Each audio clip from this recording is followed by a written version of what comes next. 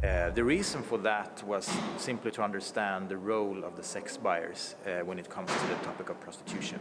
To understand that the sex buyers are the ones who are the most important link in the chain, because the sex buyers are the ones who are having the money.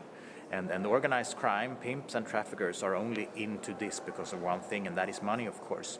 So by reducing demand, by striking against the buyers of sex, you will automatically starve the traffickers. And the reason why we didn't want to criminalize the women selling sex is simply because they are in an absolute majority of cases victim.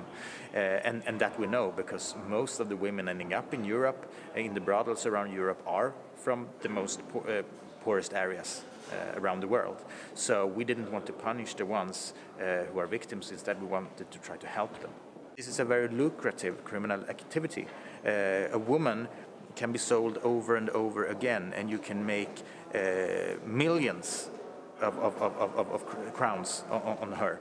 And that's what organized crime has realized, really. Yeah, we have a situation today where some countries have adapted the Nordic model and realized what this is about, but we also have quite many countries today where this prostitution industry is actually legal, and we cannot talk about equality between men and women unless we shut down these brothels and unless we criminalize the buying of sex, because prostitution is one of the biggest enemies to equality between men and women, because not only the individuals involved are damaged by it, but society at large, because it tears families apart, and it also objectifies women and children to products that can be bought, sold, and even reviewed.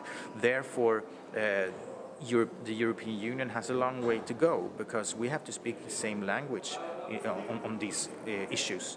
And as long as we have countries today which accept prostitution and the buying and even the pimping is in some parts of Europe actually legal today, that is a failure. And that is the only ones happy about that, the only ones bathing in champagne are the pimps and the traffickers.